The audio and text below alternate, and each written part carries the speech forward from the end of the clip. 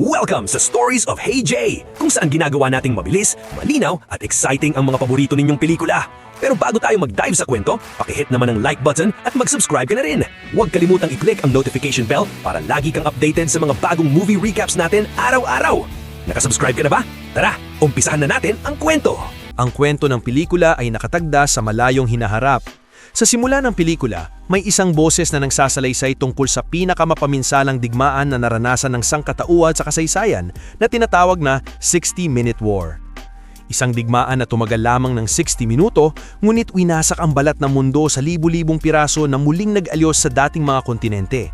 Ang iilang natirang tao ay bumuo ng mga gumagalaw na lungsod na tinatawag na traction cities, mga lungsod na kayang umandar gamit ang mga gulong kapag kinakailangan. Habang dumarami ang ganitong mga lungsod, nabuo ang isang sistemang tinatawag na Municipal Darwinism. Ayon sa Municipal Darwinism, ang malalaking lungsod na tinatawag na mga predator ay maaaring manghuli ng mas maliliit na lungsod at kunin ang kanilang mga yaman para mabuhay. Sa simula ng pelikula, isang batang babae na tinatakpan ng mukha ng scarf ang tumitingin sa kabundukan gamit ang teleskopyo. Nakita niya ang napakalaking lungsod ng London na papalapit at agad siyang tumakbo pabalik sa kanilang bayan na tinatawag na Salzhagen. Ang Salzhagen ay inaatake ng mas malaking predator lungsod, ang London. Nang malaman ng mga opisyal na papalapit ang London, agad kumilos ang buong bayan. Umarangkada ang mga makina at sa loob lamang ng ilang segundo, ang bayan ay nagbago anyo bilang isang sasakyang handang tumakas. Palapit ang London habang sinusubukang makatakas ng Salzhagen. Sa London, maraming sibilyan ang tuwang-tuwang pinapanood ng habulan at sinisigawan ang kanilang lungsod na manalo. Ang Lord Mayor ng London ay si Magnus Crome. Inuutusan niya ang mga operator kung anong mga hakbang ang gagawin. Sinubukan ng mga taga-Salzhagen na makatakas, ngunit sa huli ay nahuli rin sila sa utos ni Crome. Ang bayan ay tuluyang nilamon ng predator na lungsod. Sa loob ng London, makikita ang iba't ibang infrastructure. Mayroon itong mga museo kung saan ang mga ribulto ng minions ay sinasamba bilang mga Diyos ng Amerika. Ipinapakita nito na iba-iba ang naging interpretasyon ng mga tao ng pagkatapos ng 60-Minute War. Si Tom Natsworthy ay isang mababang antas na apprentice historian ng London. Nagtatrabaho siya sa London Museum. Sa araw na iyon, hinihintay siya ni Catherine Valentine, ang anak ng Deputy Lord Mayor na si Thaddeus Valentine, para sa isang leksyon sa kasaysayan. Nahuli si Tom sa pagdating, ngulit hindi tulad ng ibang elitista, mabait at palakaibigan siya ni Catherine. Naglakad sila sa museo habang tinitingnan ng mga sinaunang bagay tulad ng smartphones at computers. Nang magpakita ng interes si Catherine sa 60-Second War, ipinakita ni Tom ang isang video na nakuha niya mula sa lumang hard drive. Ipinaliwanag ni Tom na isang quantum energy weapon na tinatawag na Medusa ang ginamit sa digmaan at ito ang dahilan kung bakit nagkawatak-watak ang mundo. Ibinunyag din niya na may ilang teknolohiyang sandata sa museo, ngunit unti-unti itong nawawala. Dahil hindi pinapansin ng kanyang mga nakatataas ang kanyang mga alalahanin, itinago niya ang mga ito sa sariling locker. Sa labas ng silid, lihim na nakikinig ang kanyang nakatataas na si Herbert. Dahil dito, ibinaba niya si Tom sa mas mababang bahagi ng lungsod, ngunit sinamahan siya ni Catherine. Samantala, pinapalikas ang mga tao mula sa Salzhagen dahil gigibain na ang kanilang lungsod. Inutusan silang dalhin ang kanilang mga gamit, ngunit bawal magdala ng armas.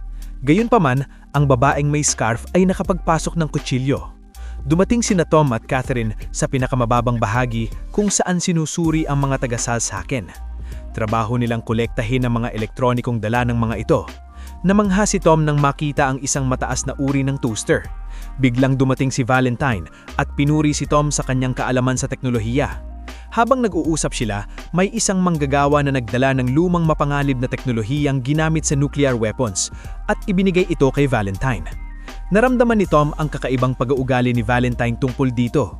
Samantala, lumapit ang babaeng may scarf kay Valentine. Habang nakikipag-usap siya sa mga tao, sinaksak siya ng babae at sinabing ito ay para sa kanyang ina na si Pandora Shaw. Nagulat si Valentine nang marinig ang pangalan. Bago pa makapagsaksak muli ang babae, pinigilan siya ni Tom at hinabol habang tumataka siya. Napunta silang dalawa sa Salzhagen na kasalukuyang ginigiba.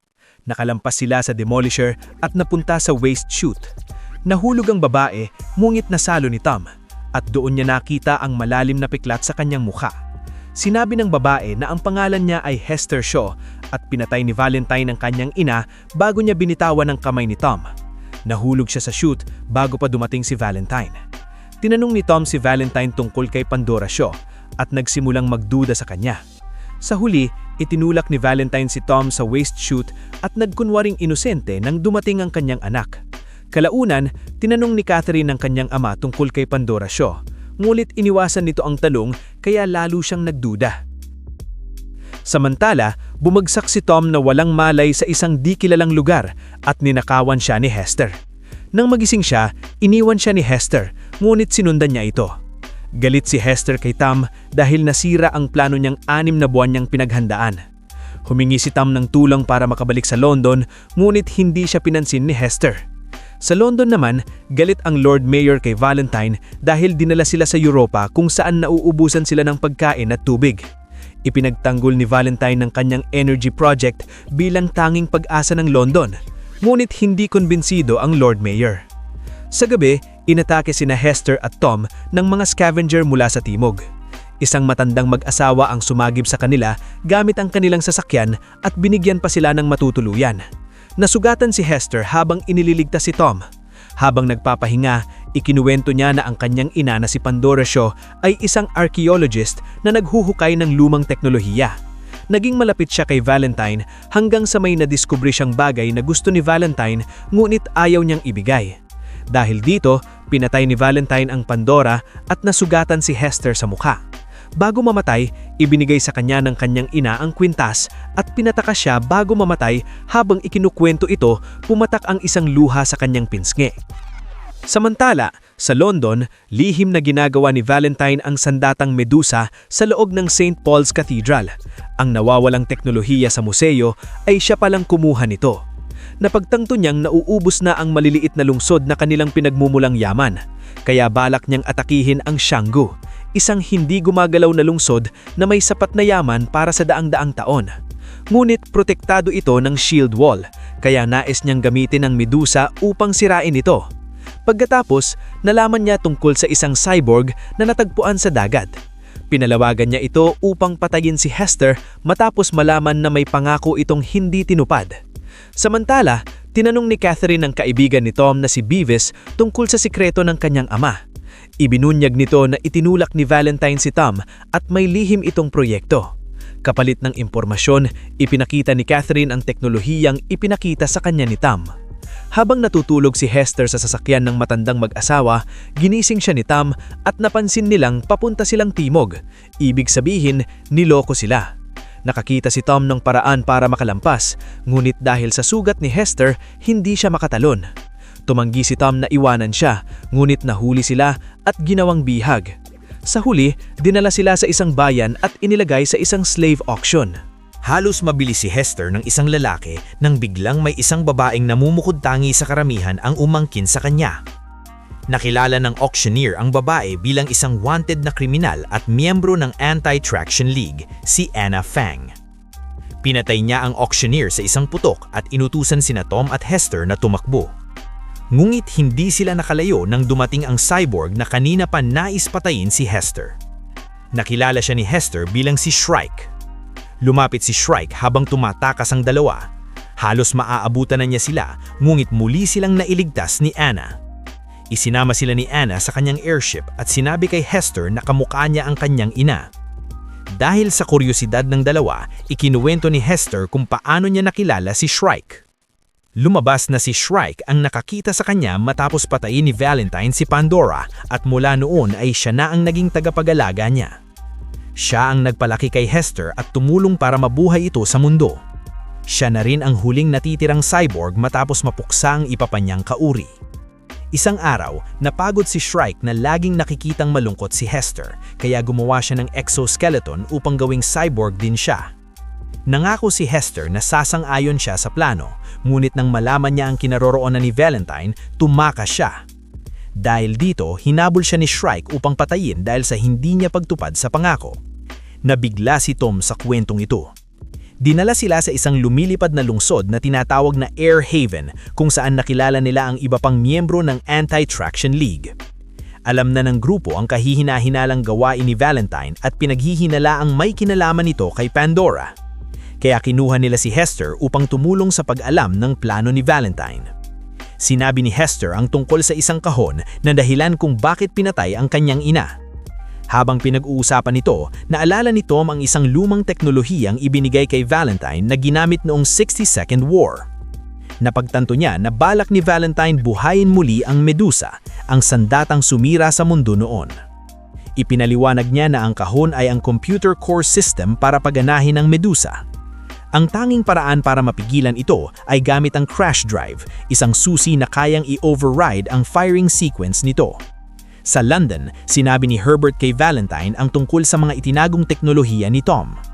Agad siyang nagpadala ng mga tauhan upang kunin ang mga ito. Samantala, dinala ni Catherine si Beavis sa museum, ngulit nakita nilang ninakaw na ang mga kagamitan. Ipinakita ng tagapangasiwa ang lihim na daan patungo sa St. Paul's Cathedral. Pagdating doon, nakita nila ang napakalaking makina, ang Medusa, na tapos na at handa ng gamitin. Nagtago sila at narinig ang plano ni Valentine na salakayin ang Shangguo. Biglang dumating ang kasulukuyang Lord Mayor at inutusan ng mga gwardya na arestuhin si Valentine, ngunit hindi ito sinunod. Lumabas na kampire sila kay Valentine. Sa huli, pinatay niya ang Lord Mayor matapos na masaksihan ito ni Catherine. Nakatakas sina Catherine at Beavis. Sa Air Haven naman, biglang nawalan ng ilaw at dumating si Shrike. Nagkaroon ng kaguluhan at nasunog ang lungsod. Tumakas sina Tom at Hester, ngunit hinabol sila si Shrike. Habang naglalaban si Shrike at ang mga miyembro ng Anti-Traction League, naabutan niya silang dalawa. Halos mapatay na niya si Tom, ngunit nakiusap si Hester. Nang makita niyang may taong mahal na si Hester, napagtanto ni Shrike na hindi na ito malungkot. Ibig sabihin, hindi na niya kailangang gawing cyborg si Hester. Bago siya tuluyang mamatay, ibinigay niya ang kwintas na galing kay Pandora. Pagkatapos nito, pumanaw na siya. Sina Hester, Tam at ang mga miyembro ng Anti-Traction League ay nagtungo na sa lungsod ng Xianggo. Nakipagkita sila sa gobernador ng Xianggo na si Quan at ipinaalam sa kanya ang plano ni Valentine. Iminungkahi ni Anna na maglunsad sila ng pag-atake laban sa London gamit ang anti-tractionist fleet dahil kung mauuna ang London, bababa ang tsansa ng kaligtasan ng Xianggo. Inutusan ni Quan ang kanyang mga gwardya na salakay ng London bago pa sila maunahan. Tutol si Tam at sinabi niyang hindi dapat parusahan ng mga inosenteng taga-London dahil sa mga pagkakamali ni Valentine. Sinabi naman ni Quan na kung may iba lamang paraan para ipagtanggol ang kanyang lungsod, gagawin niya iyon. Pagkatapos nito, nagsimula na ang lahat sa paghahanda para sa digmaan habang umalis si Tam na naiinis. Habang nagdarasal si Hester kasama si Sathya, isang miyembro ng Anti-Traction League, napansin niya na ang kwintas na ibinigay ng kanyang ina ay may lamang crash drive. Agad nilang pinuntahan ni Tam si Anna upang ipaalam ang natuklasan, ngunit sa mismong sandaling iyon, inilunsad ni Valentine ang unang pag-atake sa shield wall at bahagya nitong nasira. Nagkaroon ng matinding kaguluhan sa lungsod ng Xianggo, napasubsob at natulak ang mga tao dahil sa lakas ng pagsabog. Kaagad matapos ang unang pag-atake, iniutos ni Valentine na i-recharge ang sistema at ihanda ang ikalawang pag-atake. Gayunpaman, mangangailangan ng oras ang recharge. Matapos makuha ang crash drive, sumakay sina Anna at ang iba pang miyembro ng Anti-Traction League kasama sina Hester at Tam sa kani-kanilang sasakyang panghimpapawid at lumipad patungong London. Sumiklab ang matinding labanan sa himpapawid sa pagitan ng dalawang lungsod. Marami sa mga miyembro ng Anti-Traction League ang nasawi sa labanan, ngunit sina Anna, Tam at Hester ay nakalapit ng hindi nasaktan. Nagawa ni Anna na ipwesto ang sasakyang panghimpapawid sa ibabaw ng London at nakapasok si Hester, dala ang crash drive.